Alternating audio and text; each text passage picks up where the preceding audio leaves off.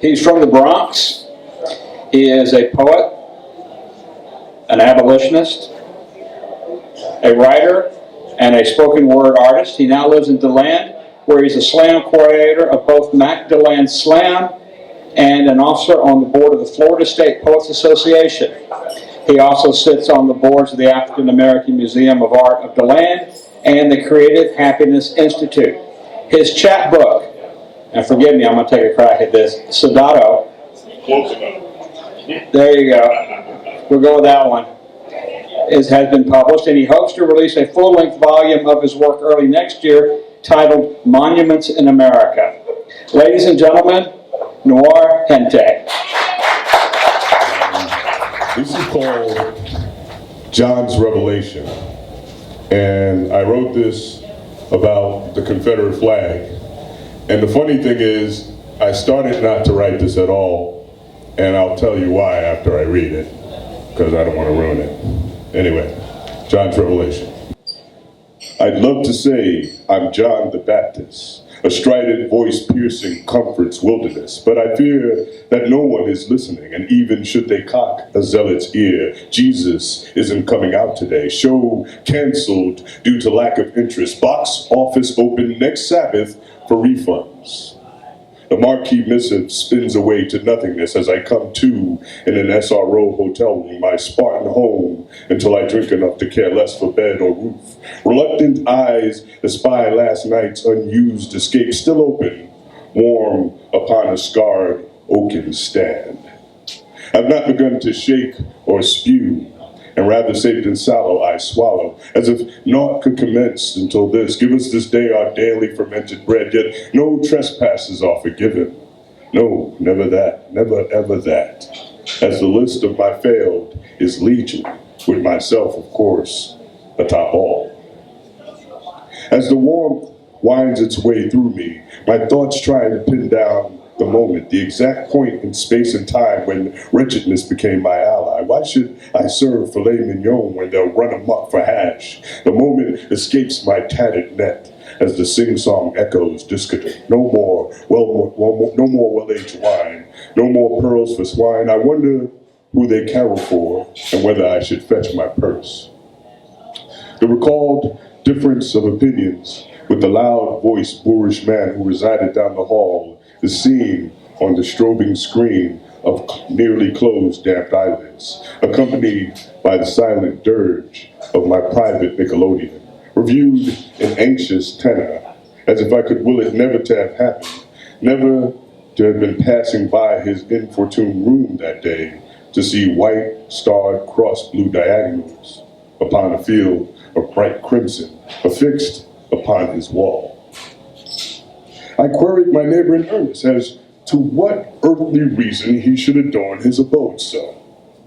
Could he not see its patent offense, its embodiment of the odious? He regurgitated some pamphletized fodder of how it was a hallowed memento of a lost, genteel way of life, and about the good men who died fighting for their hearth at home. I, in turn, refused to understand how those of even limited ken would see anything more than an evil, blood-stained rag, a valedictory shroud woven of the basest cruelty, a tribute to the failure of acclaimed God's love. All of this common sense was lost on him. I steered a different course. Suppose my banner depicted the most heinous act we've seen, the two towers awash in flames with dots to mark each pitiful soul compelled to leap to certain death. Would you allow me to assert that my aim was not to offend by celebrating catastrophe, but to commemorate the determination and the faith in God, inshallah, it took to bring about such devastation? His frown prefaced my reddened visage, and I swear I could smell wood burning as he shook his head to signal he would not accept such folly. As he launched into a spurious diatribe in support of his unconscionable bent, I wandered away, also shaking my head in pronounced stupefaction and no small degree of ire. I related this contretemps to another of my neighbors, a woman I was madly in like with, and to my unforeseen chagrin, she proved fanatically apathetic. You see, you think you know someone well until the usually tragic occasion you're showing your fundamental error. A lack of passion fed my fire, my blast furnace cast of darkest iron, glowing red whenever injustice feeds its senseless, soulless kindling in. I requested she leave my presence, as my good nature knows full well when my lower moods approach. And so she escaped the worst of me, sad that she resisted shedding the worst of herself, accepting genocide as if it were some cool mint julep. No matter, not a matter at all. I think I will pack my few things and leave this accursed place before Pontius sends for me, before my neighbor and his blood-stained rag, his bigot's shroud, are missed. Thank you.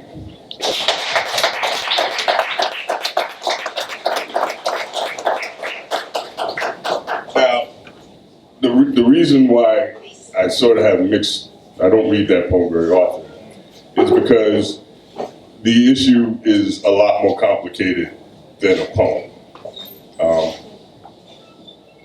I see the Confederate flag the same way Jewish people see the Nazi swastika. But not everybody sees it that way.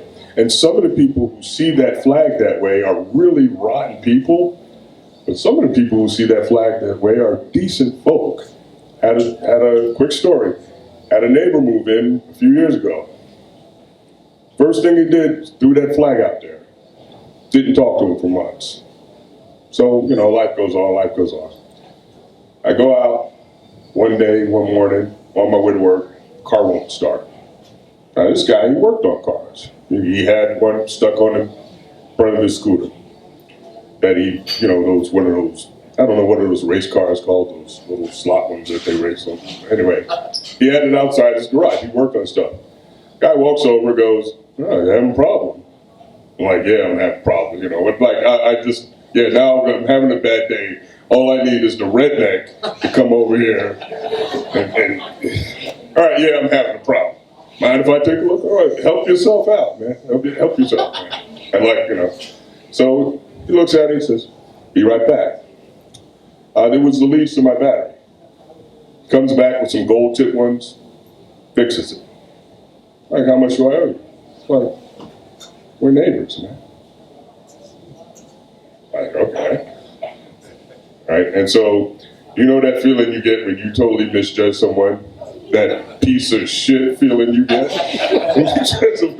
So, of course, all of this comes spilling out, man, and I apologize profusely to him. Like, man, if I was you, I'd have thought the same damn way.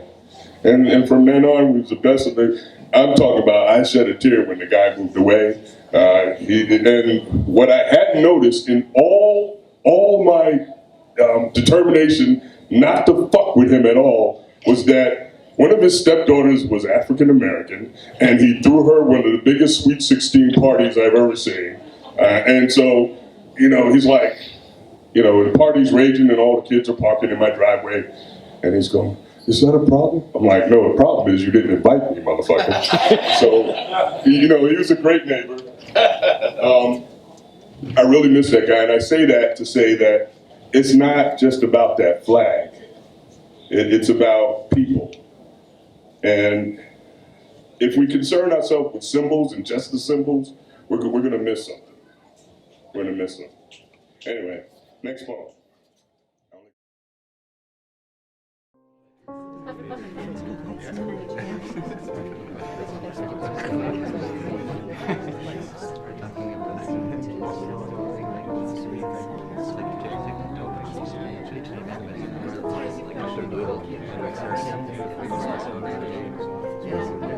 Exactly.